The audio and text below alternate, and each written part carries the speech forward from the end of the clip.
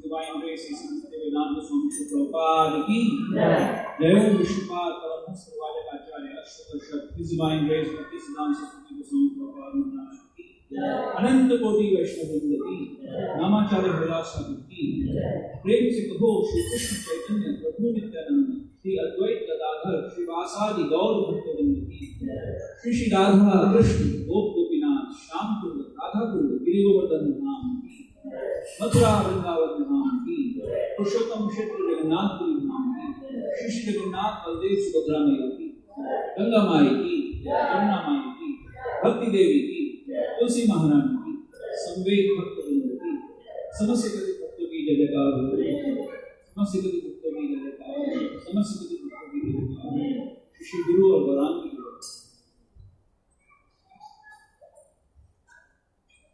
हरे कृष्णा। आप सभी लोगों का पुनः स्वागत है आज के कार्यक्रम में। सबसे मेरा निवेदन है थोड़ा आगे आ जाइए, हो सकता है बाद में और ज्वाइन करें उनको, तो फिर उसमें डिस्ट्रैक्शन नहीं होगी। तो एक और आपसे रिक्वेस्ट है, अपने मोबाइल को उसको साइलेंट कर दीजिए। मैंने भी अपना फोन साइलेंट कर दिया और हम लोग आज बहुत इंपॉर्टेंट टॉपिक डिस्कस करने वाले हैं।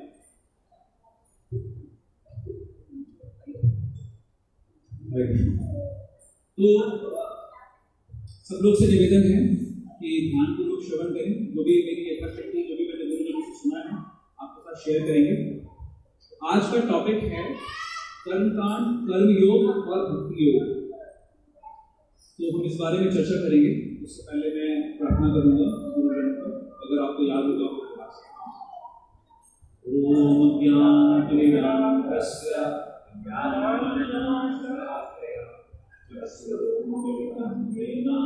तस्मै श्री गुरुवे श्री चैतन्यमनोभीष्टं स्थापितं येन भूतले स्वयं रूपकदां ददाति स्वपदान्तिकं वन्देऽहं श्रीगुरुः श्रीकमलं श्रीगुरुवैष्णवांश्च श्रीरूपं साधुजातं सतं रघुनाथान्वितं तं सजीवं साद्वैतं साधुभूतं कविं विष्णुचैतन्यदेवं श्रीराधा कृष्णपादान् सजनललिता श्रीविशाखान्वितांश्च ये कृष्णारुणासिन्धु दीनबन्धु जगत्पते गोपेश गोपिकान्त राधाकान्त नमोस्तुते तप्तकाञ्चन गौराङ्गी राधे वृन्दावनेश्वरी विश्वानुसुते देवी प्रणमामि हरिप्रिये वाञ्छाकल्पतरुभ्यश्च कृपासिन्धुभ्येव च पतितानां पावनेभ्यो वैष्णवेभ्यो नमो नमः। जय श्री कृष्ण चैतन्य प्रभु नित्यानंद श्री अद्वैत गदाधर श्रीवासादि गौर भक्तवृंद। हरे कृष्णा कृष्णा कृष्णा हरे हरे, हरे राम राम राम हरे हरे।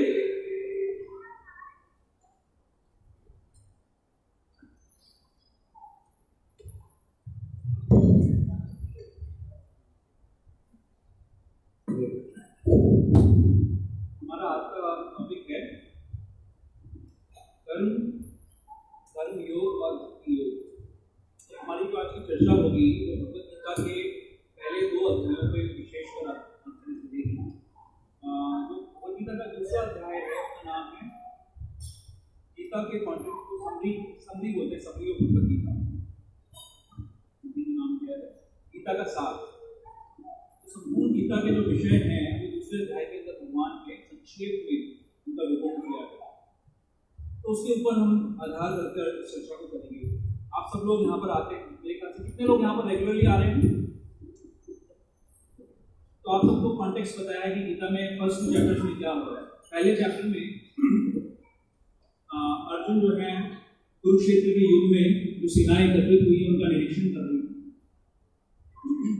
और उसका निरीक्षण करने के बाद में वो उनका कॉन्फिडेंस लूज कर जाता है। वो बोलते हैं कि मैं ये युद्ध नहीं करूंगा क्योंकि इसको करने से मेरे साथ कई सारे मेरे को नुकसान होंगे। बात हो रही है कुछ करने की। अर्जुन बोल रहे हैं कि मैं ये युद्ध नहीं करूंगा क्योंकि इस युद्ध में मुझे अपने प्रियजनों को मारना पड़ेगा, इससे मुझे पाप मिलेगा। युद्ध अगर मैं जीत भी जाऊंगा तो मुझे फायदा क्या मिलेगा, मैं उससे कुछ आनंद मुझे नहीं मिलेगा। जो मेरे साथ जो सुख भोगने वाले लोग हैं वो मारे जा चुके होंगे। इस प्रकार से कई सारे कारण वो देते हैं युद्ध नहीं करने को। और सेकंड चैप्टर में आकर अर्जुन भगवान को सरेंडर कर देते हैं। भगवान को बोलते हैं कि भगवान मैं कंफ्यूज हो गया हूँ, मुझे नहीं पता कि मुझे क्या करना है और क्या नहीं करना है, तो कृपया करके आप मुझे गाइड करिए।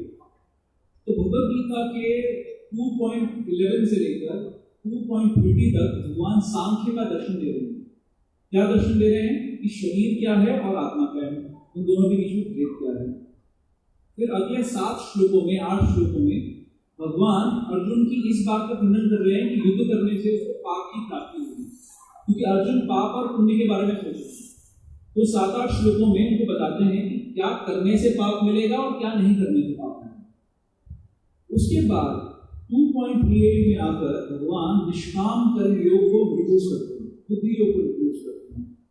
तो अब ये जो टर्म्स में यूज कर रहा हूँ, कर्म योग, कर्म, ये सारे बड़े कंफ्यूजिंग से टर्म्स हैं, समझ नहीं आता। जैसे हम लोग पुस्तक वितरण के लिए जाते हैं तो कई बार लोग हमें मिलते हैं, बोलते हैं कि हम ये गीता हमें लेने की जरूरत नहीं है क्योंकि हम तो कर्म में विश्वास करते हैं।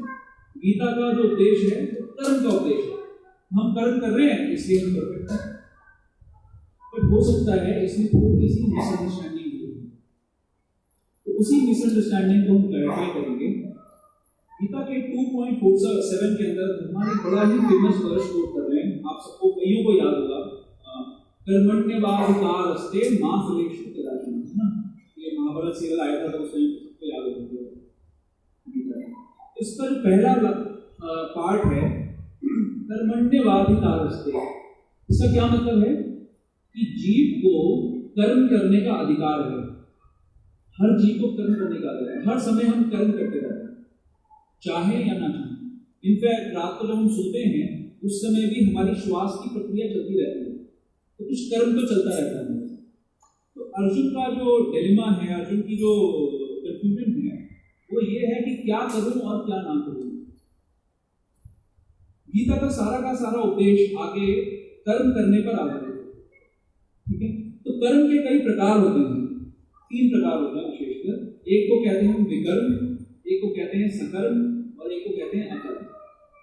अब ये तीनों क्या होता है इसको हम समझने का प्रयास करेंगे।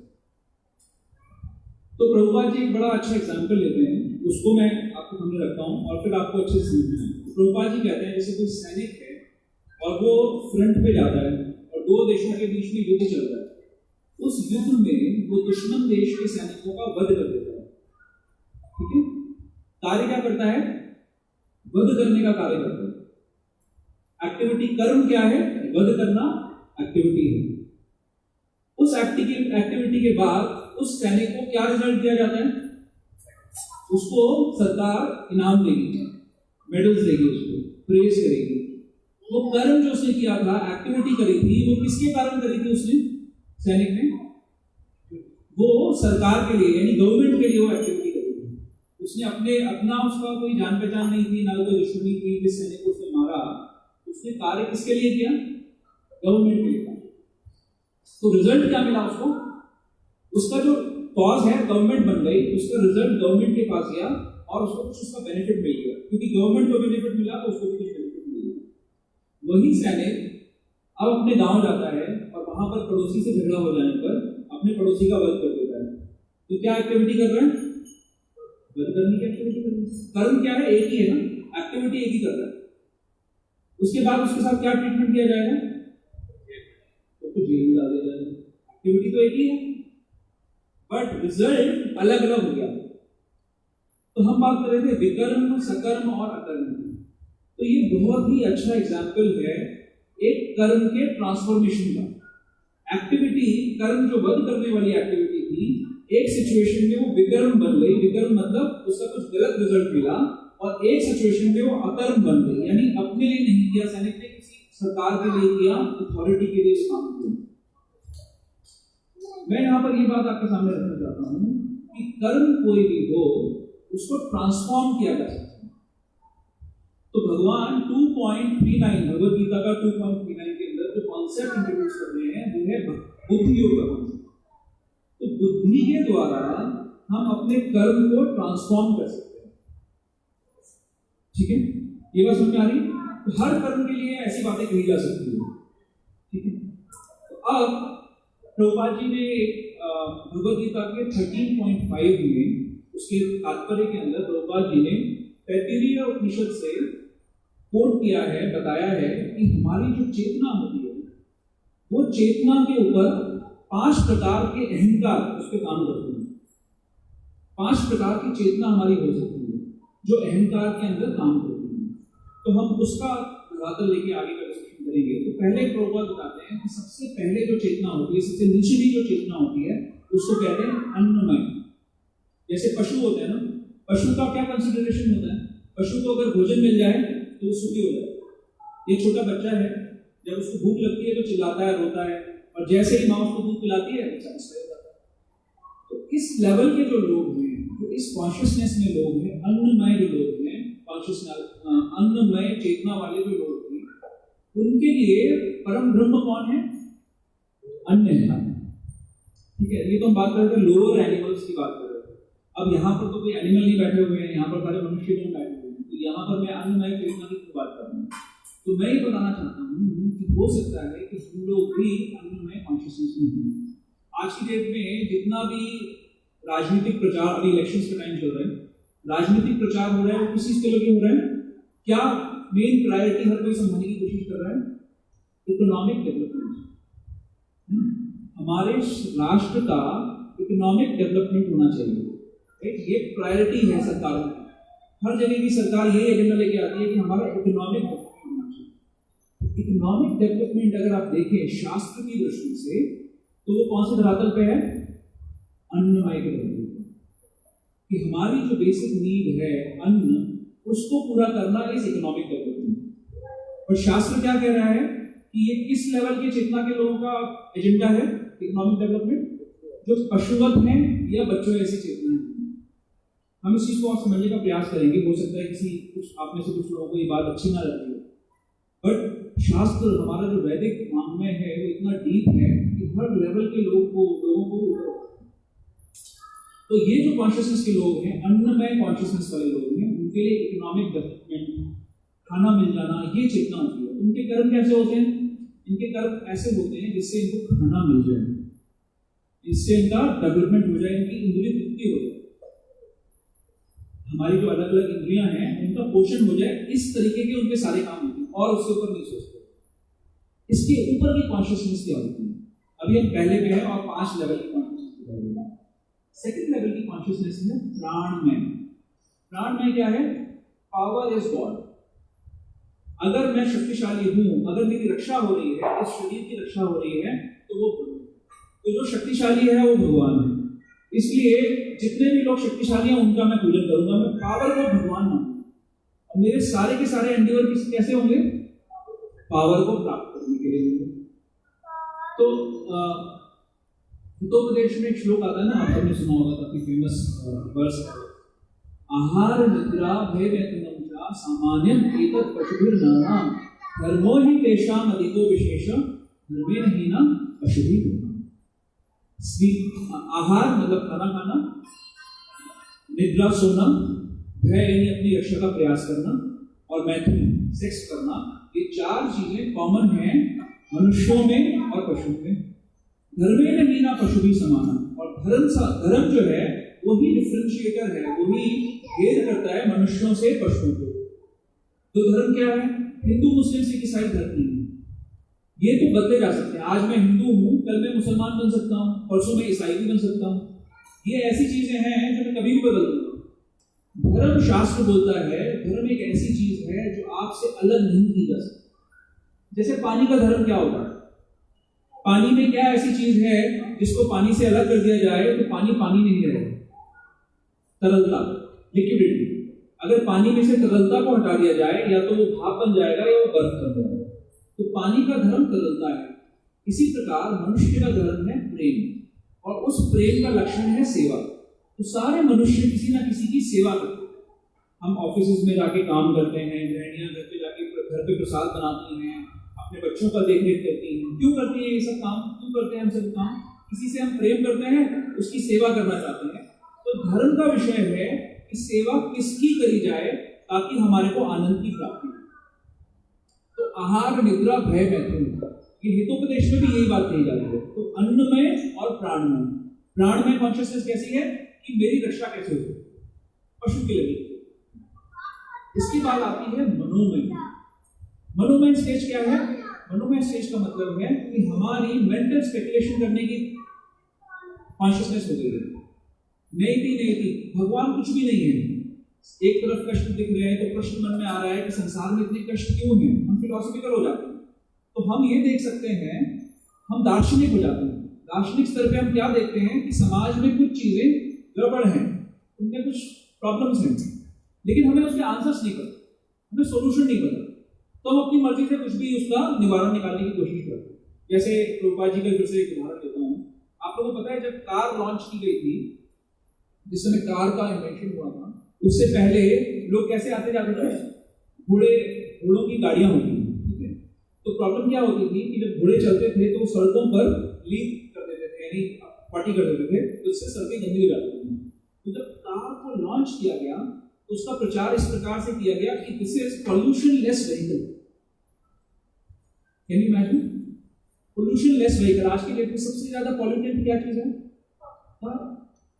तो दार्शनिकों ने देखा कि कुछ प्रॉब्लम तो है, ये रोड्स बड़ी गंदी हो जाती है, तो क्या करो जी, अच्छा अपनी बुद्धि लगाएंगे, एक कार का निर्माण करेंगे जिससे पॉल्यूशन नहीं होगा। तो उन्होंने क्या किया रिजल्ट में? और बड़ी प्रॉब्लम क्रिएट करो। अब और ज्यादा बड़ी प्रॉब्लम है, अब लोगों के बीच में दूरियां बढ़ गई हैं। अब कोई ईरान रहता है, कोई ईरान रहता है, मिल नहीं सकते लोगों से। बहुत सारे सामाजिक प्रॉब्लम्स क्रिएट हुई है कार से, जो आप शायद अभी नहीं समझ पाएंगे। देखने में लगता है सोल्यूशन है, लेकिन बहुत सारी प्रॉब्लम्स क्रिएट हुई है। दूसरा उदाहरण लेते हैं, जैसे इंद्रिय भोग, इंद्रिय तृप्ति, यानी मैथुन करने के लिए, मैथुन करने का रिजल्ट क्या होता है? संतान की प्राप्ति। नेचुरल रिजल्ट क्या होगा? अगर आप मैथुन करोगे तो संतान की प्राप्ति होगी। अब संतान को मेंटेन करना तो बहुत डिफिकल्ट काम है, करेक्ट? बड़ी मेहनत लगानी पड़ती है, उसमें बड़ा ध्यान देना पड़ता है, हमारी इंडिपेंडेंस भी खत्म हो जाती है। तो दार्शनिकों ने देखा कि ये बहुत बड़ी प्रॉब्लम है, क्या किया जाए?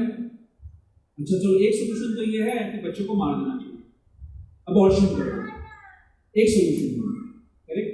लेकिन कुछ लोगों को लगता है कि ये तो बड़ा पाप का काम है। बच्चा अगर अंदर गर्भ में चला गया तो जो जीवित है उसकी हत्या करना तो बड़ा पाप का काम है। तो उन लोगों की प्रॉब्लम का सोल्यूशन कैसे निकाला जाए? अच्छा जी, कॉन्ट्रासेप्टिव्स बना, कॉन्ट्रासेप्टिव बना देंगे तो बच्चा बनेगा ही नहीं और मैथुन भी हो जाएगा। बड़ा अच्छा ब्रिलियंट सोल्यूशन है। लेकिन रिजल्ट क्या है? ये इतना भारी पाप का काम है कि जितनी बार इस तरीके से मैथुन किया जाएगा, जीव उतनी ही बार किसी माँ के गर्भ में जाकर मारा जाएगा। तो हम आगे चर्चा करेंगे इसके बारे में कि जीव जब माँ के गर्भ में होता है तो क्या होता है। तो प्रॉब्लम है, दार्शनिक देख रहा है कि कुछ प्रॉब्लम तो है, मनोमय स्टेज पे है, फिलोसॉफिकल है, स्पेकुलेशन कर रहा है कि क्या करूं क्या ना करूं, बट आंसर्स नहीं है, ठीक है? इसके बाद एक और स्टेज आती है जिसको कहते हैं विज्ञान में। विज्ञान में स्टेज काफी एलिवेटेड स्टेज है, उन्नत स्टेज है। यहाँ पर जीव सोच रहा है कि मैं ये 5 महाभूतों का बना हुआ शरीर नहीं हूँ, मैं धरती, जल, अग्नि, वायु, आकाश से बना हुआ शरीर मैं नहीं हूँ। मेरा और इस 5 महाभूत का बने हुए शरीर में कुछ डिफरेंस है। अच्छा, अगर शरीर नहीं हूँ तो क्या मैं मन हूँ? नहीं, मैं मन भी नहीं हूँ, मैं बुद्धि भी नहीं हूँ, और मैं मिथ्या अहंकार भी नहीं हूँ। तो जो आपको भौतिक शरीर सामने नजर आता है, जिसको कहते हैं स्थूल शरीर, इसके अंदर एक होता है जिसको कहते हैं सूक्ष्म शरीर। मैं ये सूक्ष्म शरीर भी नहीं हूँ जो कि मन, बुद्धि और अहंकार का बना हुआ है। तो मैं कौन हूँ? मैं सोल हूँ, मैं जीवात्मा हूँ, और एक परमात्मा है या एक ब्रह्म ज्योति है। तो विज्ञान में जो स्थिति है, जब कॉन्शियसनेस विज्ञान में स्टेज पे होती है, तो शरीर को आत्मा से वो अलग बट उस समय उसको एक दिखता है कि ब्रह्म ज्योति है, चलो मैं शरीर नहीं हूं और इस शरीर के कारण मुझे बड़े कष्ट हो रहे हैं, तो मैं संसार से निकलकर उस ब्रह्म ज्योति में लीन हो जाना चाहता हूं, या मैं उस परमात्मा के पास बनना चाहता हूं। तो इस स्टेज में भी कुछ प्रॉब्लम है। मैंने स्टार्टिंग में बताया था कर्मण्यवाधिकार अस्ति, कर्म करने का अधिकार है। क्यों? क्योंकि हम जीव हैं और जीव का लक्षण है वो चेतन होता है, उसके अंदर चेतना है, वो एक्टिविटी करेगा ही करेगा। जब विज्ञान में स्टेज में व्यक्ति होता है और अपने आप को शरीर से अलग पाता है, फिर भी उसको डेस्टिनेशन नहीं पता कि कहां पर जाकर मेरा जो स्वरूप है, मेरी जो रियल पोजीशन है, उसको मैं आनंद दे पाऊंगा, उसमें पूरी तरीके से सेटिस्फाई हो सकता हूं।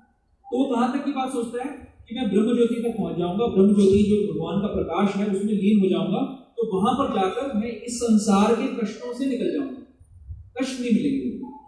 लेकिन वहां पर उसके पास कोई एक्टिविटी नहीं है करने के लिए, कुछ कर्म नहीं है करने। इसके बाद जो स्टेज आती है जिसको कहते हैं आनंदमय स्टेज। तो ब्रह्म संहिता के अंदर भगवान का परिचय देते हैं, भगवान की स्तुति कर रहे हैं, ब्रह्मा जी बोल रहे हैं ईश्वरः परमा कृष्ण सच्चिदानंद विग्रह अनादिरादिर गोविंद सर्व कारण कारणम। भगवान की बड़ी अच्छी स्तुति है और बड़ा अच्छा परिचय है भगवान। ईश्वरः परमा कृष्ण, परम ईश्वर कृष्ण है। सच्चिदानंद विग्रह, सत चित और आनंद के बने हुए हैं। सत का मतलब इटर्नल है, कभी भी उनका नाश नहीं होगा। चित मतलब उनके अंदर पूर्ण ज्ञान भरा हुआ है। जो मनोमय स्टेज पे कंफ्यूजन है ना, करूं क्या और क्या ना करूं, वो कंफ्यूजन नहीं है। चित सत चित में बड़े बैठे हुए और आनंदमय है, पूरी तरीके से आनंद से परिपूर्ण। सच्चिदानंद विग्रह अनादिरादिर गोविंद, उनका कोई आदि नहीं है, यानी हम सबसे पहले ही आए हैं, तो पहले से मौजूद है हमारे लिए। अगर आप किसी सिचुएशन में हो जहां आपको हेल्प चाहिए और कोई व्यक्ति बाद में आएगा, तो उतनी देर कष्ट होगा आपको, जब हेल्प पहुंचेगी तब तक तो कष्ट होगा। तो ये अनादि है, स्टार्टिंग से बैठे हुए आपको हेल्प करने में। अनादिरादिर गोविंद, गोविंद है, गोविंद मतलब हमारी इंद्रियों को तुष्ट करते हैं। अनादिरादिर गोविंद सर्व कारण, और सभी कारणों के ये कारण है।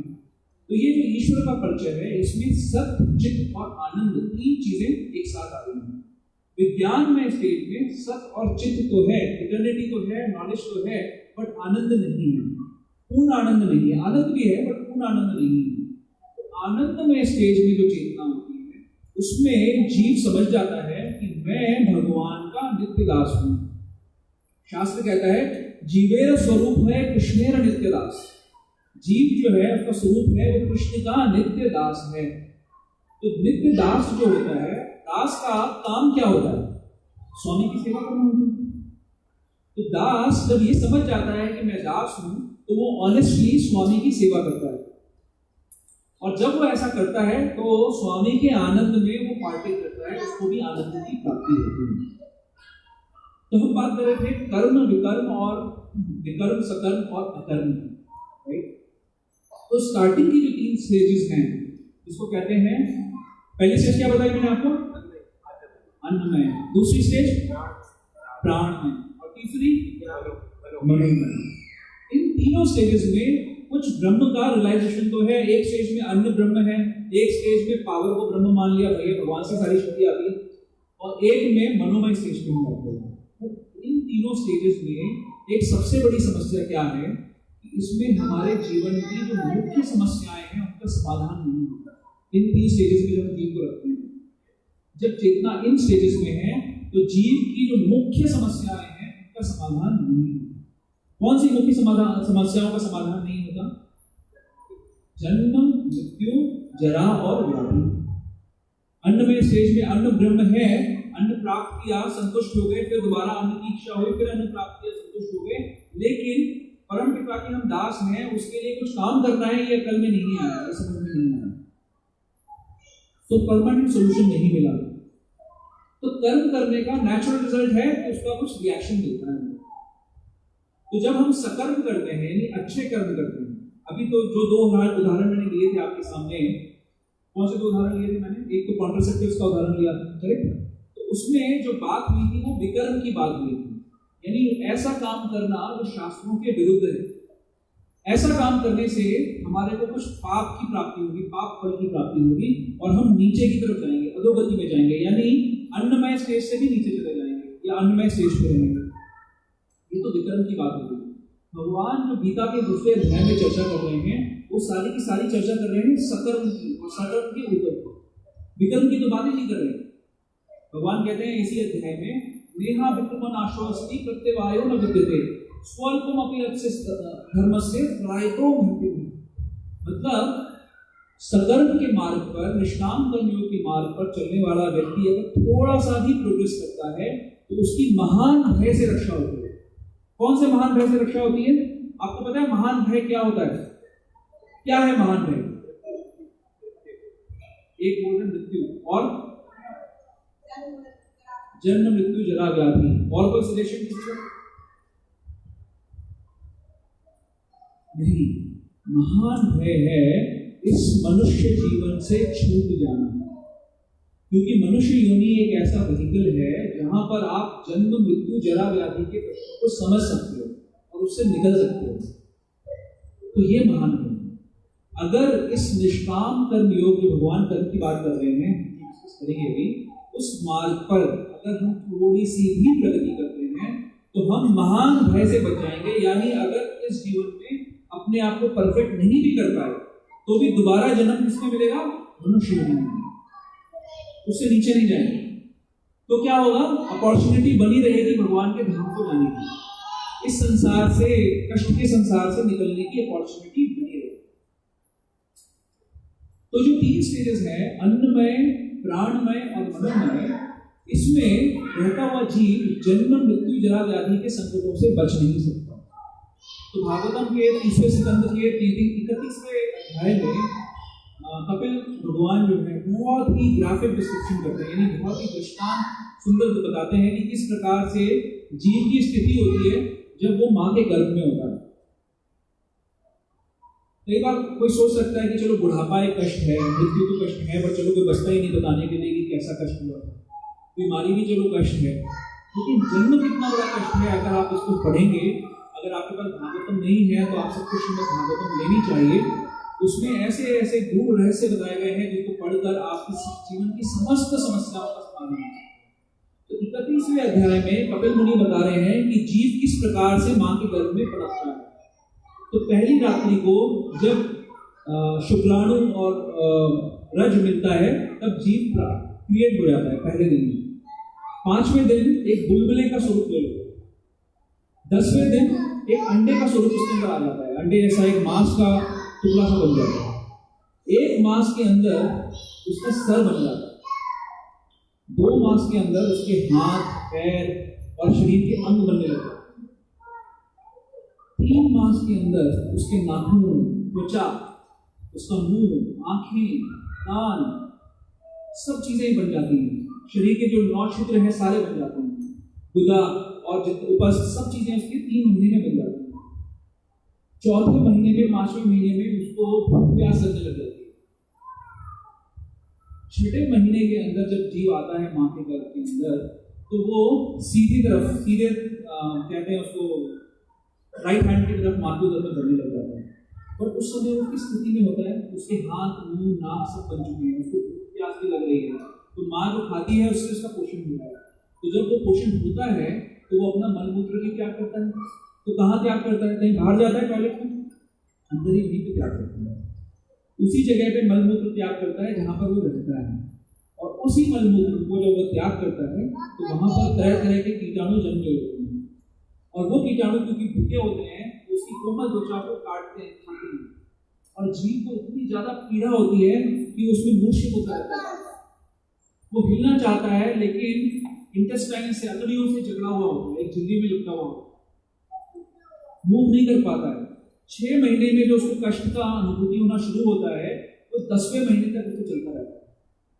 और प्रसव की जो वायु होती है वो उसको 10वें महीने में नीचे की तरफ धकेलती है। तो सर के बल वो बाहर निकलता है माँ के गर्भ से और अपने ही मल में, मूत्र में सना हुआ, रक्त में सना हुआ नीचे गिरता है। और इतना उसको भीषण कष्ट होता है कि उस कष्ट में मूर्छित हो जाता है और अपनी पुरानी सारी चेतना को भूल जाता है। इसके बाद रोने लग जाता है इतने कष्ट, क्योंकि अपनी सारी स्मृति को भूल जाता है, इन कष्टों को भी भूल जाता है। उसमें के लिए रोने लग जाता है, जोर जोर से चीखता है, चिल्लाता है। तो उसको एक सेट ऑफ पेरेंट्स मिल जाते हैं, माता पिता मिल जाते हैं। जो भी उसे अपना बनाना चाहते हैं, वो बच्चा एक्सप्रेस नहीं कर पाता कि उसको कब कहाँ कितना कष्ट हो रहा है। वहां पर भी जब उसको जहाँ लिटाया जाता है वहां पर ही वो मलमूत्र त्याग करता है, उसी में पड़ा रहता है, रोता है, खटमल काटते हैं, मच्छर काटते हैं, एक्सप्रेस नहीं कर पाता उसको क्या चाहिए, उसके कष्टों का अंत नहीं होता उसके बाद। तो ये जन्म का कष्ट है। और जो मैंने कॉन्ट्रासेप्टिव वाली बात आपको बताई थी, हमारे इसीलिए 4 नियम हैं कि इलिसिट सेक्स नहीं करना है। तो इलिसिट सेक्स का मतलब क्या है कि विवाह के अंदर सिर्फ संतान प्राप्ति के लिए जो सेक्स किया जाता है वो इलिसिट है, मतलब वो अलाउड है, उसके अलावा सारा सेक्स इलिसिट है। तो अगर इलिसिट सेक्स करते हैं तो इतना बड़ा भीषण कष्ट प्राप्त होता है बार बार। इसीलिए शास्त्र हमें सावधान करता है, इसीलिए हमें नियम बताता है। मान लीजिए आप सुबह सैर करने के लिए निकले हुए हैं और बड़ा अच्छी सुंदर पवन चल रही है, सुंदर वायु है, आपको बड़ा आनंद आ रहा है, और आपके 100 मीटर आगे बहुत बड़ा गड्ढा है जिसमें गिर गए तो हड्डी पसली टूट जाएगी।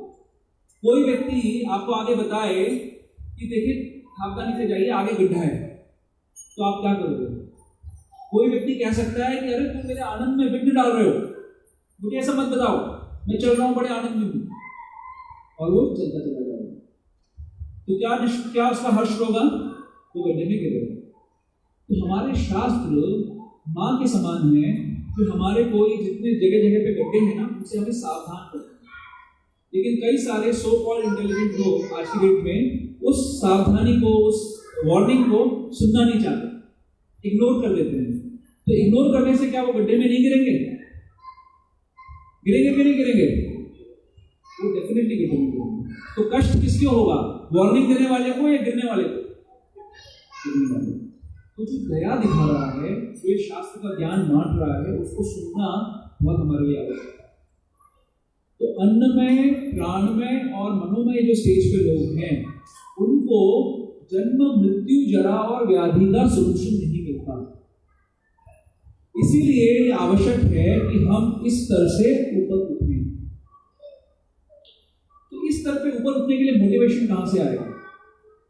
कैसे हम ऊपर उठ पाएंगे? शास्त्र बहुत हर चीज तो हमारे को सोल्यूशन दे रहा है। शास्त्र बता रहा है, प्रभुपाद जी 2.51 भगवद गीता का जो 2.51 वर्ष है, थोड़ा सा उसमें से तात्पर्य पढ़ता हूं।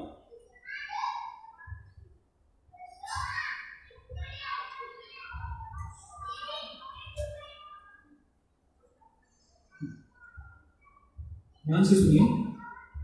अज्ञानवश मनुष्य ये नहीं समझ पाता कि यह भौतिक जगत ऐसा दुखमय स्थान है जहां पद पद पर संकट है। केवल अज्ञानवश अल्पज्ञानी पुरुष यह सोचकर कि कर्मों से वे सुखी रह सकेंगे, सकाम कर्म करते हुए स्थिति को सहन करते रहते हैं। उन्हें यह ज्ञात नहीं है कि इस संसार में कहीं भी कोई भी शरीर दुखों से रहित नहीं है। संसार में सर्वत्र जीवन के दुख, जन्म, मृत्यु, जरा तथा व्याधि विद्यमान है। किंतु जो अपने वास्तविक स्वरूप को समझ लेता है और इस प्रकार भगवान की स्थिति को समझ लेता है, वही भगवान की प्रेमा भक्ति में लगता है। तो ये जो 2 लाइनें मैंने अभी आपको पढ़ी, मैं दोहराता हूं उसको। किंतु जो अपने वास्तविक स्वरूप को समझ लेता है और इस प्रकार भगवान की स्थिति को समझ लेता है, वही भगवान की प्रेमा भक्ति में लगता है। क्या है क्लियर यहां पर? कौन भगवान की भक्ति में लगता है? जो भगवान को समझ लेता है। भगवान को कौन समझ लेता है? जो अपने स्वरूप को समझ लेता है। अब प्रश्न ये उठता है कि हम अपने स्वरूप को समझेंगे कैसे? क्या तरीका है अपने स्वरूप को समझने का? सपने में स्वरूप दिखेगा हमें अपना, या कोई एजुकेशनल इंस्टीट्यूशन है जहां पर आप ट्यूशंस ले लोगे और आपको स्वरूप समझ में आ जाएगा? हम अपने स्वरूप को कैसे समझेंगे? क्योंकि सारा सॉल्यूशन वहीं पर है। अगर हमने अपने स्वरूप को समझ लिया, जैसे आप चावल अगर पका रहे हो और चावल पूरे बर्तन में बहुत सारा चावल है, आपको एक दाना टेस्ट करके पता लग जाता है ना कि पूरे चावल की सिचुएशन कैसी है, करेक्ट? इसी तरीके से जीव जब अपने आप को समझ जाता है तो वो भगवान को समझ जाता है, क्योंकि भगवान हर जगह विद्यमान है। और जब वो भगवान को समझ जाता है तो वो सेवा करने लग जाता है। प्रश्न सिर्फ इतना है कि हम अपने आप को कैसे समझें। अगर अपने आप को समझ गए तो आगे का काम हो जाएगा। आप को समझने का तरीका भी इसमें बताया गया। जब आप इस प्रकार के साधु समाज में बैठते हो, जब आप साधु संग करते हो, तब आपको पता लगता है कि आप शरीर नहीं हो, आप आत्मा हो। किसी स्कूल में तो नहीं सिखाते ना आज की डेट में, अनफॉर्चुनेटली। भारत में पहले जो गुरुकुल होते थे वहां पर यही शिक्षा दी जाती है, बट आज की डेट में कौन सी शिक्षा दी जाती है? क्या बनने की शिक्षा दी जाती है? अन्नमय, इकोनॉमिक डेवलपमेंट, खाना कैसे मिलेगा, इंग्लिश सुख कैसे मिलेगा, कैसे मैं डबल बेड पे सो सकता हूँ, कैसे मेरे को एसी मिलेगा, कैसे मुझे टेलीविजन मिलेगा, राइट? यही सुखों की बात होती है ना, और इसी के लिए सारा मोटिवेशन होता है। बट इससे जो अभी जन्म का दुख मैंने डिस्क्राइब किया, ये रियल है। डॉक्टर्स भी इसको वो कर सकते हैं, वैलिडेट कर सकते हैं। हमारे शास्त्रों में तो हजारों साल पहले लिख दिया। डॉक्टर्स आज इस चीज को समझते हैं और वो वैलिडेट कर सकते हैं कि हाँ, इतना कष्ट होता है, जीव के अंदर चेतना होती है। इन कष्टों से कैसे बचेंगे जब तक हम इस साधु संग में, साधु समागम में नहीं आएंगे? तो भक्ति के 9 अंग बताए गए हैं। आप लोग जो यहाँ आए हो, सब लोग, आपकी एक विशेष क्वालिटी है। वो क्या क्वालिटी है? कि आप सबके अंदर श्रद्धा है ना। अभी आप अपने घर पे बैठ के टेलीविजन देख सकते हो, कोई स्पोर्ट्स खेल सकते हो, कुछ भी कर सकते हो, बट आप अपना कीमती समय निकाल कर यहाँ आए हो तो आपके हृदय में भगवान के प्रति श्रद्धा है। तो भक्ति के 9 अंगों में पहली क्वालिफिकेशन क्या है? आदौ श्रद्धा। जिस व्यक्ति के अंदर श्रद्धा है उसके पास बहुत बड़ी निधि है। आप बहुत भाग्यशाली हैं कि आपके अंदर श्रद्धा है, क्योंकि इस पेमेंट से, इस धन से आप अगली टिकट खरीद सकते हो। इस क्लास में अगर प्रमोट हो जाएंगे तो नेक्स्ट क्लास में आपको जाने का ऑप्शन मिल सकता है। तो आदौ श्रद्धा, श्रद्धा जिसके पास है वो क्या करेगा? तत्र साधु संग, वो साधु संग करेगा। साधु का मतलब सिर्फ वो नहीं होता जो देखने में साधु है, यानी इसकी दाढ़ी बड़ी हुई है और एक कॉपी धारण किया हुआ है। साधु वो है जो भगवान का नाम लेता है और भगवान के बारे में लोगों को बताता है। तो इस मंदिर में जब आप आते हो तो आपको साधु संग मिलता है अलग अलग तरीके से। अभी कीर्तन हो रहा था, आरती हो रही थी, भगवान के अर्चा विग्रह का पूजन हो रहा था। हर तरीके से, हर आस्पेक्ट से आप प्रसाद देते हो, चरणामृत देते हो, हर आस्पेक्ट में आपको संग होता है साधु में। साधु संग में क्या होता है? ये ज्ञान मिलता है। ये जो आज हम डिस्कशन कर रहे हैं पिछले आधे घंटे से, 1 घंटे से, वो डिस्कशन होता है जहां पर आपको अपनी आइडेंटिटी का पता लगता है, थियोरेटिकली पता लगता है। अभी आपको थियरी पता लग गई कि कौन सी 5 स्टेजेस होती हैं, और आप अपने मन में सोच सकते हैं कि मैं अन्नमय स्टेज पे हूँ, या प्राणमय पे हूँ, या मनोमय पे हूँ, या विज्ञानमय पे हूँ, या आनंदमय पे हूँ। आप खुद समझ जाओगे, किसी और को सर्टिफिकेट देने की जरूरत नहीं। तो ये साधु संघ में ये काम होता है। जब साधु संघ होता है उससे नेक्स्ट स्टेज आती है। नेक्स्ट स्टेज क्या है? आपको प्रेरणा मिलती है भजन क्रिया करने की। क्या है भजन क्रिया? भजन क्रिया है ये सुंदर, यहाँ पर जो कीर्तन हो रहा था थोड़ी देर पहले, उस कीर्तन में भाग लेना, हरे कृष्ण महामंत्र का जाप करना, 4 नियमों का पालन करना, ये सारी भजन क्रिया है। तो भजन क्रिया में क्या होता है? चैतन्य महाप्रभु शास्त्रम में कहते हैं, चेतो दर्पण मार्जनम भव महादावाग्नि निर्वापनम श्रेय कैरव चंद्रिका वितरणम विद्यावधु जीवनम आनंदामृति वर्धनम प्रतिपदम पूर्णामृतः स्वादनम सर्वात्म स्नपनम परम विजयते श्री कृष्ण संकीर्तनम। क्या है? हमारा जो हृदय है वो, उसके ऊपर बहुत मोटी एक मैल की परत है। उस परत के होने की वजह से हमारे हृदय में जीवात्मा कहाँ रहती है? हृदय में रहती है ना, और इसी हृदय में भगवान भी रहते हैं, परमात्मा के। बट क्योंकि इसमें भौतिक इच्छाओं की इतनी मोटी परत जमी हुई है, जीवात्मा परमात्मा का दर्शन नहीं कर पा रही है। जीवात्मा ये नहीं समझ पा रही है कि वो किसका अंश है। वो क्या सोच रही है? ईश्वर अहम अहम भोगी सिद्धो हम बलवान सुखी। मैं ही ईश्वर हूँ और मैं ही एंजॉयर हूँ, मैं ही भोगता हूँ। सिद्धो हम, मैं परफेक्ट भी हूँ और मैं सुखी भी हूँ। इस कॉन्शियसनेस में जीव रहता है जब तक उसको भगवान का साक्षात्कार नहीं होता। ईश्वर अहम अहम भोगी, लेकिन पल पल पर, बार बार, पदम पदम उसको विपदा, हर पग पे विपदाओं से घिरा रहता है, बार बार कष्ट पाता है। तो जब चेतो ये जो दर्पण है, चित्त रूपी दर्पण है, इसका मार्जन कैसे होगा? ये जो मैल की परत है वो हटेगी कैसे? वो भजन क्रिया से हटेगी। अगर आप हरे कृष्ण महामंत्र का जाप करेंगे तो ये मैल की परत साफ हो जाएगी, और मैल जब साफ हो जाएगा, दर्पण पे अगर मैल नहीं है तो क्या दिखेगा? अपना स्वरूप दिख जाएगा। स्वरूप की बात कर रहे थे ना, अपना स्वरूप दिख जाएगा। कौन सी स्टेज पे पहुंच जाएंगे? आनंदमय स्टेज पे पहुंच जाएंगे। तो भजन क्रिया बहुत आवश्यक है। भजन क्रिया अपनी मर्जी से नहीं होती, भजन क्रिया कोई गाइड करता है, उसके हिसाब से होती है। तो भजन क्रिया की जो पहले वाली स्टेज है साधु संग, यानी वैष्णवों का संग, संतों का संग, उस संग में आके आपको पता लगता है कि करना क्या है और क्या नहीं करना है, और उसके अनुसार जब आप काम करते हो तो ये मैल साफ होने लगता है। यहाँ पर जो भक्तगण बैठे हुए हैं वो अपनी साधना के अलग अलग स्तर पे हैं। कई भक्त बहुत सारे उन्नत भक्त भी हैं और कुछ अभी निचली अवस्था में भक्त हैं, करेक्ट। तो जो निचली अवस्था में भक्त हैं वो भी ये समझ सकते हैं कि मेरा मार्जन हुआ है, वो समझ सकते हैं, वो दिन वो देख सकते हैं कि जब वो आए थे और जब उन्होंने भक्ति की इस प्रक्रिया को शुरू किया था तो उनकी क्या स्थिति थी, और आज ये जो भजन क्रिया करने से हम कहाँ पे बैठे हुए हैं। और उनको ये भी पता है कि कहाँ जाना है, उनको पता है अपने दोष क्या है। एक बार एक महान संत ने बड़ी अच्छी चीज बताई, मैं आपको बताता हूँ।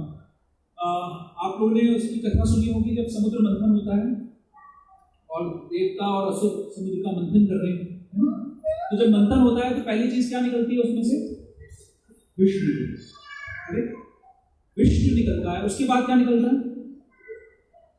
उसके बाद तरह तरह के रत्न निकलते हैं, आभूषण निकलते हैं, लक्ष्मी निकलती है, चंद्रमा, रावत, बहुत सारी चीजें निकलती हैं। और उसके बाद क्या निकलता है? लास्ट में अमृत निकलता है। तो ये जो हम भजन क्रिया करते हैं ये भी एक मंथन के समान है। तो जब हम भजन क्रिया की शुरुआत करते हैं तो पहला काम क्या होता है? विष निकलता है। कौन सा विष निकलता है? जब भजन करने से पहले हर आदमी ये सोचता है कि मैं सबसे श्रेष्ठ हूं, दुनिया मुझे पहचान नहीं पा रही है लेकिन मैं हूं बहुत A1 क्वालिटी, करेक्ट। हर आदमी, ये लोग मुझे समझ ही नहीं पा रहे मैं इतना महान हूं, करेक्ट। लेकिन जब भजन क्रिया शुरू होती है तो आपके अंदर का जो विष है वो बाहर आ जाता है, आपको दिखने लगता है तो देखो मेरे अंदर ये भी दोष है, मेरे अंदर वो भी दोष है। और उसको आप जब दोष को देखते हो, जब आप कहीं पे गंदगी देखते हो तो आप इमीडिएटली क्लीन करते हो ना। क्लीन कब नहीं करते हो? जब आपको गंदगी नजर नहीं आती। जब गंदगी नजर आती है तो जो भी अच्छे लोग हैं वो मतलब डीमंस हैं तो वो तो फिर गंदगी में रहना चाहेंगे, लेकिन जो सभ्य लोग हैं वो गंदगी को क्लीन करते हैं। तो जब हमें अपने अंदर का विष बाहर आता नजर आता है तो हम उस पर काम करना शुरू करते हैं। भजन क्रिया का पहला काम ये होता है। फिर अगर भजन क्रिया चलती रहती है तो विष समाप्त हो जाता है, विष खत्म हो जाता है। फिर क्या निकलता है? हमारे अच्छे गुण धारण, भक्तों के चेहरे पे चमक आ जाती है, उनको देख के लोग बोलते हैं अरे जी आप बड़े महान भक्त हैं। तो अगर मंथन उस समय रुक गया ये सोचकर कि मैं तो वाकई में बहुत महान बन गया, तो क्या होगा? अगर आप ये सोचने लग गए कि मैं महान हो गया हूं और मेरे अंदर तो गुण ही गुण हैं, तो क्या होगा? अमृत की प्राप्ति होगी क्या? मंथन रुक जाएगा। तो अगर आपने इन अच्छे गुणों को भी टॉलरेट कर लिया, बुरी चीजों को तो टॉलरेट करना ही पड़ता है, तो अच्छे गुणों को भी टॉलरेट कर लिया और ये समझ लिया कि ये मेरे नहीं है, ठाकुर जी की कृपा है, तो मंथन चलता है। फिर क्या होगा? फिर कृष्ण प्रेम रूपी अमृत की प्राप्ति होगी। इसलिए भजन क्रिया बहुत इंपॉर्टेंट है। भजन क्रिया से पहले साधु संग बहुत इंपॉर्टेंट है। साधु संग का एक बहुत इंपॉर्टेंट अंग है दीक्षा। भगवान के किसी महान वैष्णव से दीक्षा लेना, और दीक्षा एक टेस्ट है जिसके लिए अपने आप को तैयार करना पड़ता है। दीक्षा का मतलब क्या है? दिव्यम ज्ञानम यतो तद्यात् सर्वस्य पापस्य संशयम्। सारे जो पाप हैं उनका, हमारे जितने भी पूर्व जन्मों के जितने भी पाप संचित हैं, सारे के सारे दीक्षा के साथ ही खत्म हो जाते हैं। और दिव्य ज्ञान, हमारे गुरु हमारे हृदय में दिव्य ज्ञान प्रदान कर देते हैं। तो दीक्षा एक भजन क्रिया का इंपॉर्टेंट पार्ट है। दीक्षा और शिक्षा लेकर किसी प्रमाणिक गुरु से हम भजन क्रिया करते हैं, और उस भजन क्रिया को अगर हम प्रॉपर्ली करते हैं तो चित्त रूपी दर्पण का मार्जन हो जाएगा। नेक्स्ट स्टेज क्या आती है? अनर्थ निवृत्ति। हमारे जितने अनर्थ हमारे अंदर भरे पड़े हैं, जो नॉनसेंस करते हैं हम। अनर्थ का क्या मतलब होता है? अर्थ मतलब सेंस, मीनिंगफुल। अनर्थ का मतलब क्या है? Non meaningful, unmeaningful, nonsense. तो whatever nonsense we are doing, that will be, सारा नॉनसेंस आपके अंदर से खत्म हो जाएगा। ये फोर्थ स्टेज है। 9 में से 4 है। यहां तक का काम आपने करना होता है। इसके बाद की स्टेजेस क्या होती हैं? इसके बाद है निष्ठा, यानी जो आप भजन कर रहे हो, भगवान का नाम और भगवान में कोई भेद नहीं होता। भगवान पूरी तरीके से अपने नाम में प्रेजेंट रहते हैं। तो जो भगवान का दर्शन करने में भी आपको आनंद आता है, सुंदर दर्शन करने में, भगवान का नाम लेने में भी वैसे ही आनंद आता है भक्तों को। कई सारे ऐसे उज्जवल भक्त हैं जिनको भगवान का नाम लेने में भी इतना आनंद आता है। तो अगर आप अच्छे से भजन किया करोगे और आपकी अनंत निवृत्ति अगर हो गई तो फिर आपके अंदर निष्ठा जागृत हो जाएगी। आप अपने भजन को रेगुलरली करोगे, ठीक से करोगे, ध्यान से करोगे, उसके अंदर फिर रुचि आ जाएगी, which is the next stage. रुचि आपके अंदर डेवलप हो जाएगी, फिर आसक्ति आ जाएगी भगवान के लिए। भगवान की लीलाओं को जब सोचना चाहोगे आपके हृदय में प्रकट हो जाएंगे, फिर भाव आ जाएगा, भगवान की लीलाएं हर समय आपके हृदय में चलती रहेंगी और फिर प्रेम की तत्व। तो आप सोचो कहां से हम शुरू कर रहे हैं? आपके पास कौन सा धन है इस समय? निधि कौन सी है आपके पास? श्रद्धा की निधि है। और उस श्रद्धा की निधि से आप कहां पहुंच सकते हो? प्रेम तक पहुंच सकते हो। यानी अन्नमय स्टेज से, जहां पर जन्म मृत्यु जरा व्याधि का सोल्यूशन नहीं है, वहां से कौन सी स्टेज पे पहुंच सकते हो?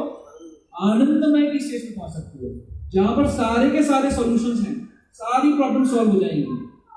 तो फिर करना क्या है? प्रैक्टिकली क्या करना है? थियरी तो हमने बहुत सारी डिस्कस कर ली, अब प्रैक्टिकली हमें क्या करना है? हम बात कर रहे थे कर्मयोग और भक्ति योग की। तो ये जो आनंदमय स्टेज है ये भक्ति योग है, और हम थोड़ी चर्चा करते हैं कि भक्ति योग क्या होता है। तो आपने ये तो देख ही लिया कि हम सभी लोग एक्शंस कर रहे हैं, कर्म कर रहे हैं कुछ, ठीक है।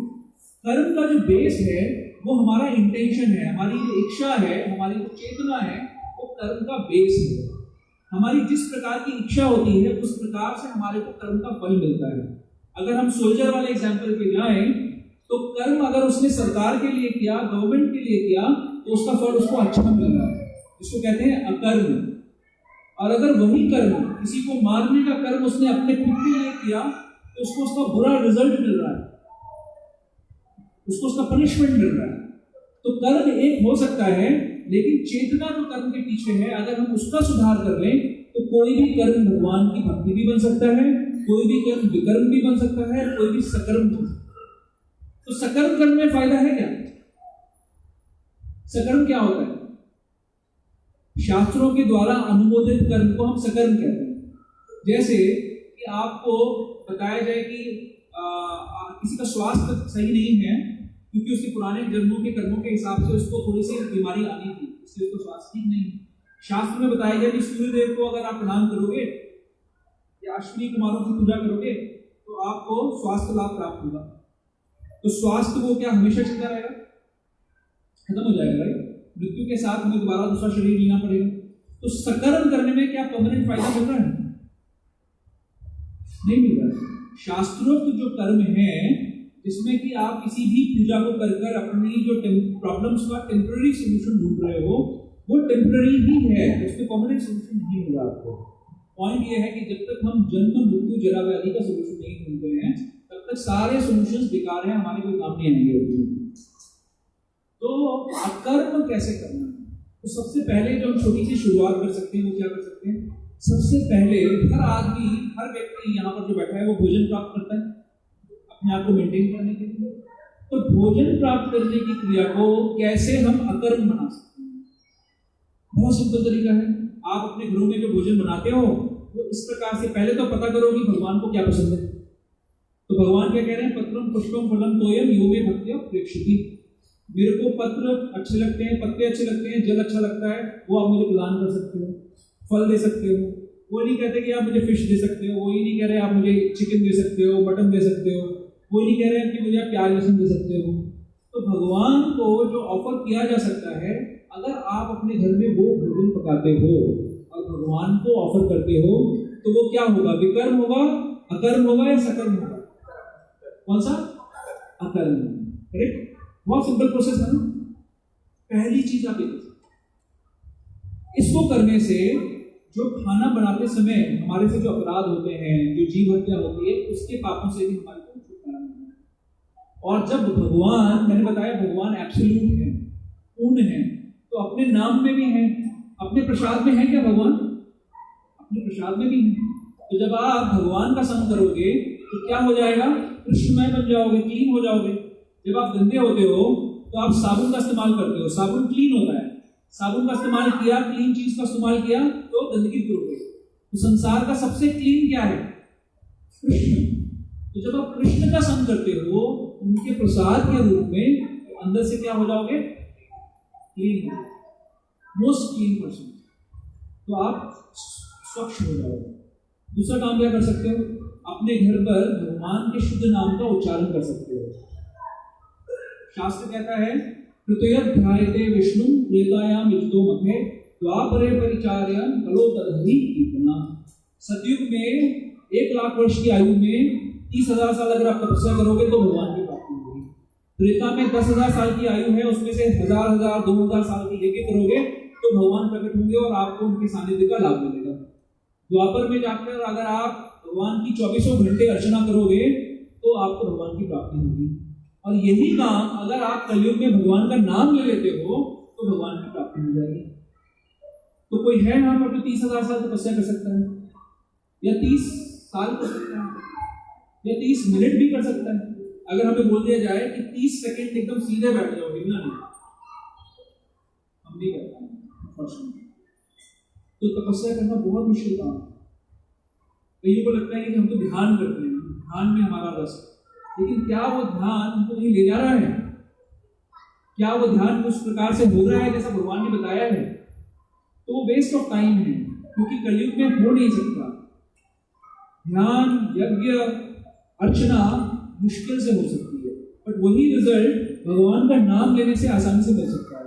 कले दोष निधि राजन अस्ति ही एको महान गुना कीर्तनादेव कृष्णस्य मुक्त संग परम भवे। कली में दोष ही दोष है, कली काल में, इस युग में, लेकिन एक महान गुण है कि अगर आप कृष्ण का नाम लेते हो तो आप इस संसार से परम धाम को जा सकते हो, परम धाम भजे थे। ठीक है, तो पहला काम क्या करना है? भगवान को भोग लगा के प्रसाद खाना है। दूसरा क्या करना है? भगवान के नामों का उच्चारण करना है। अपने यहाँ पर आप एसी भी चल रहा है, लाइट भी चल रही है, आंधी तूफान आएगा तो कोई खतरा नहीं है, वहां पर बैठ के जप करना। और एक तरफ आपको बुलाया जाए कि जंगल में जाइए, वहां पे पेड़ पौधे खाइए, पत्तियां, फल खाइए, कंदमूल खाइए, और अगर कोई शेर या कोई जानवर आ जाए तो भगवान को छोड़ देना, चिंता मत करो, भगवान रक्षा करते हैं। कैसा लगेगा भजन करना?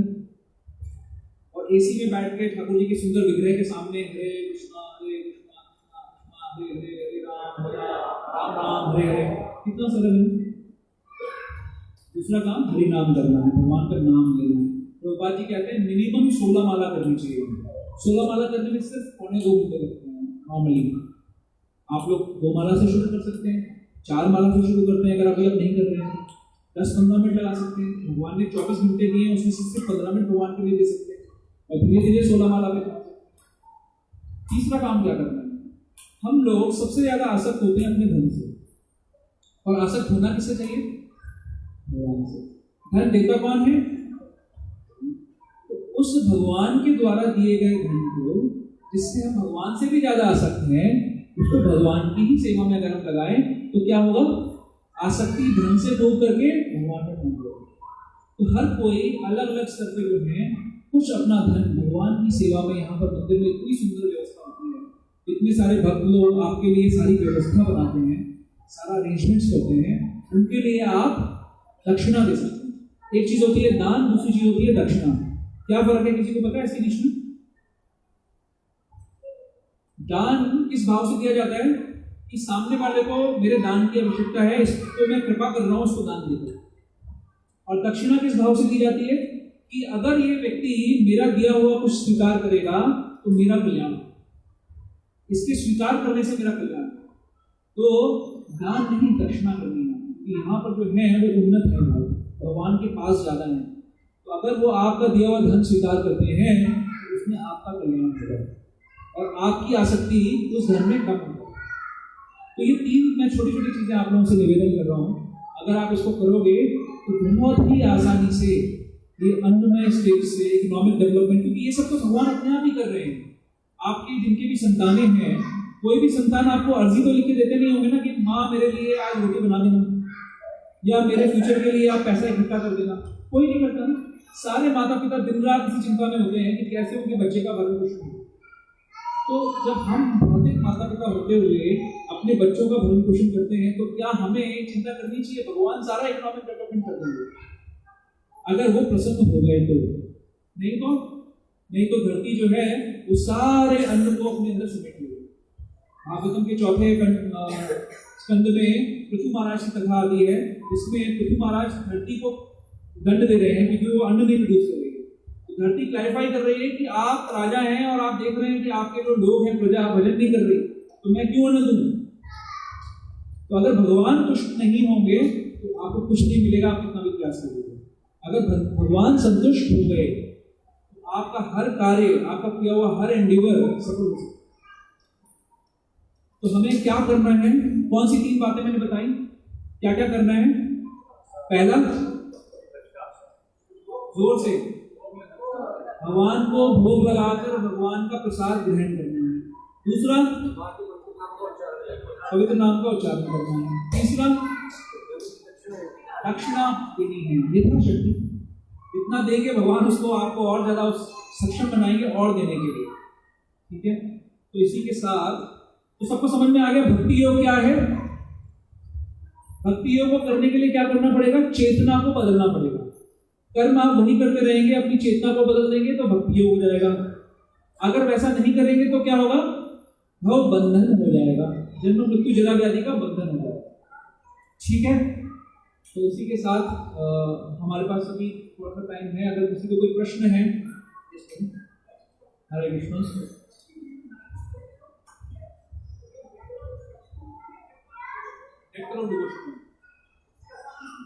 भक्ति सामने सिंधु में डिस्क्राइब है। और ये जो 5 मैंने अन्नमय और ये बताए आपको 5 कॉन्शियसनेस के जो स्तर बताए हैं, ये 33वें उपनिषद में है और श्री प्रभुपाद इसको श्रीमद् भागवतम में कोट कर रहे हैं। भागवतम के 10वें स्कंद के 87वें चैप्टर में जो वेद हैं वो पर्सोनिफाइड फॉर्म में भगवान की पूजा कर रहे हैं, भगवान की स्तुति कर रहे हैं। उसमें ये श्लोक आते हैं जहां पर इस बारे में चर्चा की जा रही है।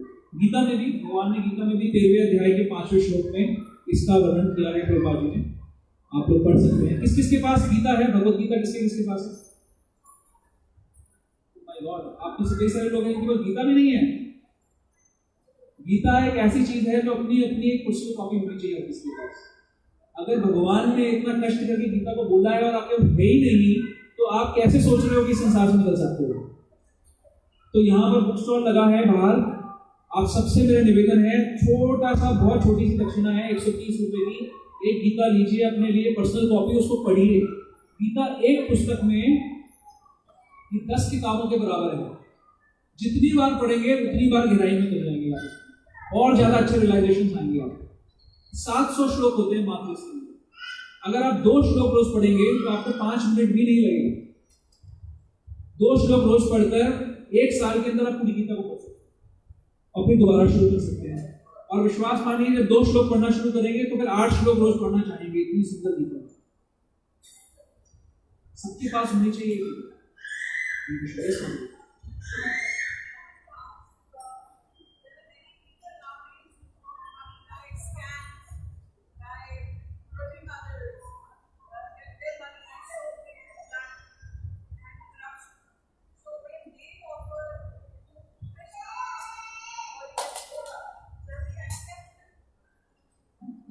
Everything belongs to Krishna. So if anybody is trying to put anything for Krishna's service, Krishna may accept. He accepts it. He says he accepts it. But भक्तों को थोड़ा सावधान रहना चाहिए कि ऐसे लोगों का जो धन है वो अपने पास ना आए, हम उसका कंजम्पशन ना करें, क्योंकि हमारी चेतना उससे दूषित हो सकती है। कि मंदिर में सेवा में लगाया जा सकता है, लगाना भी चाहिए और उससे उनका प्यूरिफिकेशन होगा। अल्टीमेटली हर जीव भगवान का अंश है, और क्योंकि वो अंश है तो भगवान हर जीव को चाहते हैं वापस ले जाए। लेकिन जो जीव जितना ज्यादा दूर है भगवान से, उतने ही ज्यादा गलत काम कर रहा है, उसके भी प्यूरिफिकेशन का भगवान ने अरेंजमेंट कर रखा है। तो हमें उनको कल्टीवेट करना चाहिए प्रसाद और कीर्तन के थ्रू। अगर उनकी सेवा है, इच्छा है भगवान को, उनकी इच्छा है भगवान की सेवा करने की, उसको लगाना चाहिए।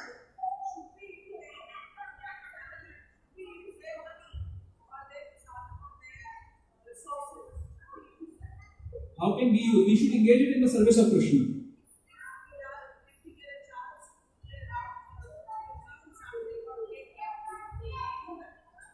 We have to be careful, Mataji. It depends on how sinful a person is. Because in Kali Yuga, everybody is so sinful. You know? So it depends. If the person is very very simple and doing very very gross simple activities, and we have to be careful. So we may not want to consume because how they have prepared that food, how they have offered it to Lord or not. What is the definition of prasadam? Prasadam क्या होता है? कोई बताएगा मुझे? प्रसाद को प्रसाद बनाने के लिए 3 क्वालिफिकेशन हैं. किसको पता है क्या है 3 चीजें? हाँ हाँ. प्रसाद किसको बनाना चाहिए? भक्त को बनाना चाहिए. किसको ऑफर करना चाहिए? भक्त को भगवान को ऑफर करना चाहिए. सर्व किसको करना चाहिए? भगवान के भक्त को ही सर्व करना चाहिए. जब ये 3 कंडीशंस मीट होती हैं तो वो भगवान उसको स्वीकार करते हैं विद लव एंड डिवोशन. तो अगर ऐसा कोई व्यक्ति है और वो भक्तों के माध्यम से प्रसाद बना रहा है, भगवान के भक्त ऑफर कर रहे हैं और उसको सर्व कर रहे हैं, तो फिर तो वो प्रसाद ही प्यूरिफाई हो गया. अगर वो खुद बना रहा है तो क्या करना? और कोई प्रश्न किसी मनोमय जो स्टेज है प्रभु, वो फिलोसॉफिकल स्पेकुलेशन, मेंटल स्पेकुलेशन का स्टेज है, जहां पर जीव को ये क्लियर नहीं है, उसको दिख रही है समस्याएं, फिलोसॉफिकली इंक्लाइंड है, उसको प्रॉब्लम्स दिख रही हैं सोसाइटी में, अपने चारों तरफ कष्ट भी देख रहा है, अपने जीवन में भी कष्ट देख रहा है, उसको आंसर्स नहीं करना, उसको डायरेक्शन नहीं पता है कि करना क्या है, तो वो स्पेकुलेट करता है, अपने हिसाब से कुछ भी करता है, सॉल्व करने की कोशिश करता है, लेकिन अहंकारवश सरेंडर नहीं कर रहा है. अगर किसी भक्त के पास जाकर सरेंडर करेगा तो भक्त उसको गाइड कर देगा, लेकिन क्योंकि अहंकार है वो कर नहीं कर सकता. वो मनोमय स्टेज फिलोसॉफिकली खुद से कर रहे हैं. आजकल कितने सारे फिलोसोफर्स हैं. हमारे पास एक बड़ी अच्छी किताब है, बियॉन्ड इल्यूजन एंड डाउट, मोह तथा संशय से परे. आप सबसे निवेदन है, बहुत सुंदर किताब है. उसमें पिछले 200 सालों में जो फिलोसोफर्स हुए हैं, सो कॉल्ड करीब 10-20 फिलोसोफर्स की फिलोसफीज का वर्णन है और प्रभुपाद उस पर टीका कर रहे हैं. आप पढ़ सकते हो उसको. वो सब मनोमय स्टेज पर है. तो उनको अगर सच में किसी भक्त का संग मिल जाए, मनोमय स्टेज पर जो व्यक्ति है उसको किसी वैष्णव का संग मिल जाए, तो वो आनंद में रहता है.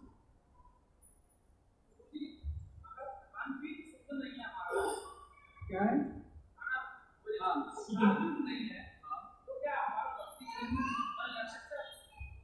हाँ, हमारा मन लग सकता है अगर किसी वैष्णव की कृपा हो जाए तो. इसको कहते हैं अज्ञात स्वीकृति. जैसे मंदिर के भक्त संकीर्तन करते हैं, रोड पे जा रहे होते हैं, कई सारे लोग होते हैं, उनको सुनाई दिया अरे हरे कृष्णा की आवाज आ रही, दरवाजा बंद कर दिया. इतने सिंपल होते हैं. लेकिन तब तक क्या हुआ, हरे कृष्णा तो सुन लिया, कान में चला गया, उसके बाद दरवाजा बंद हुआ. उस हरे कृष्णा सुनने से ही उनका प्यूरिफिकेशन हो गया. या मंदिर के भक्त प्रसाद बांटते हैं, आपके पास प्रसाद आया, आपने उसका सेवन किया, ऑनर किया प्रसादम को, तो आपका प्यूरिफिकेशन हो गया. तो प्यूरिफिकेशन की प्रक्रिया शुरू हो गई. भक्त की कृपा से ही इस मार्ग पे पहुंचे. नहीं तो नहीं साइंस को कहता है कि कितने हैं जिस पर विश्व पड़ा हो तो जिसका काम करेगा अगर काम से खोजना तो काम से खोज लाएगा उससे. हां, तो मैं कहां कह रहा हूं कि आप काम से खोज लीजिए. तो आप कह रहे हैं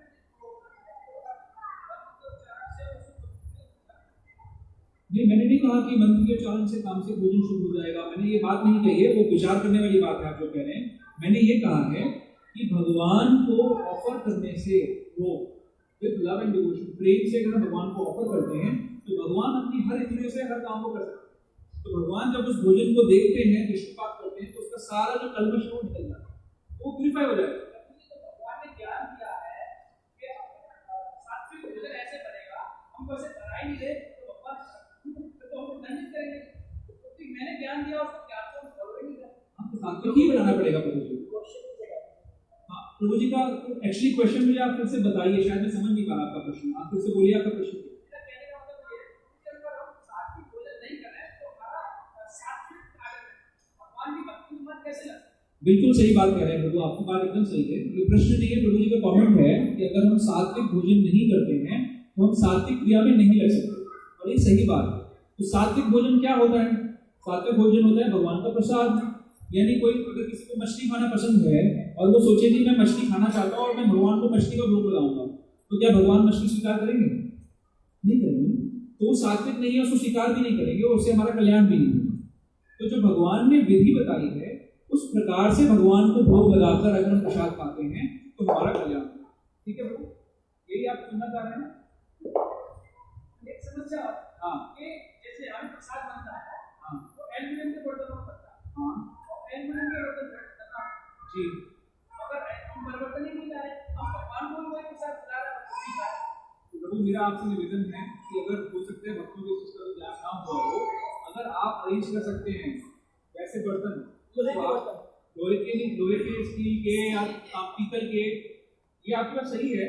और मेरे ख्याल से तो तैयार भी चलो देखो अभी पहले 10 क्लास था और उसको करके अपने फर्नीचर पे लगा के अगर हम प्रसाद को बिल्कुल फिटर कर सकते हैं तो हमारा बैटरी की चीजें सही बैठ सकते हैं। प्रभु इस बारे में हम डिस्कस कर लेंगे, बट आपका सजेशन अच्छा है, सुझाव अच्छा है और मेरे ख्याल से भक्त लोग प्रयास कर रहे हैं, क्योंकि भक्तों के सामने ना ये मैं इसीलिए आप लोगों से दान की बात कर रहा था।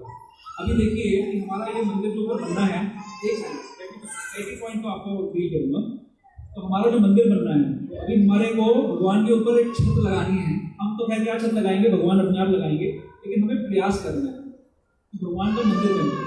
तो आप सब लोग आगे आइए। कई सारे मंदिर प्रभु जी ऐसे हैं जहाँ पर हम वैसे ही बर्तन यूज करते हैं जैसे आप कह रहे हैं, है ना, लेकिन हमारी प्रायोरिटीज इस समय इस मंदिर को पूरा करनी है पहले, उसके बाद नेक्स्ट स्टेज पे ये भी होगा। तो जो लोग जितना यथाशक्ति सहयोग कर सकते हैं इस कार्य को करने में, क्योंकि सजेशन आपके लिए अच्छी बात है, इसके साथ में आप लोग सब सहयोग भी कर देंगे, तब जाके हम ये काम करेंगे और 100% करेंगे, क्योंकि हमारे लोग इसके साथ चार करते हैं। भगवान की सेवा के लिए इस्कॉन ऐसी संस्था है जो बेस्ट पॉसिबल चीजें जो संसार में कहीं पे भी उपलब्ध है उनको यूज करती है। आप किसी भी इस्कॉन के मंदिर में चले जाइए, जो बेस्ट है वो भगवान की सेवा में लगाते हैं, क्योंकि भगवान बेस्ट है, बट उसमें हमारी ही शक्ति कम पड़ जाती है। तो जैसे शक्ति आती जाएगी, जैसे जैसे आप हमारे हाथ में शक्ति देंगे, वैसे वैसे हम इसको और बेहतर करते जाएंगे। ठीक है, और कोई प्रश्न?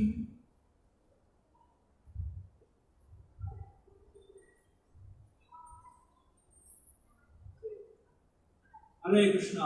तो समरी के तौर पे क्या 3 काम करने हैं सबको? उधर पे बैठी माता जी को बता सकती है। पहला काम क्या करना है? भगवान को भोग लगाकर प्रसाद ग्रहण करना है। मछली ऑफर करनी है भगवान को। क्या ऑफर करना है? सात्विक भोजन ऑफर करना है। दूसरा काम क्या करना है? हरि नाम। और पीछे तीसरा काम क्या करना है? दक्षिणा में आवाज धीमे आ रही है थोड़ी। क्या करना है? दक्षिणा भगवान के भक्तों की सेवा में ऑफरिंग करनी है, वंदन करके कि स्वीकार करिए ताकि हमारा कल्याण हो। दान नहीं, दक्षिणा। ठीक है, हरे कृष्णा। आप सब आशीर्वाद दें कि हम लोग भक्ति करते रहे इस प्रकार से। हरे कृष्ण। हरे कृष्ण।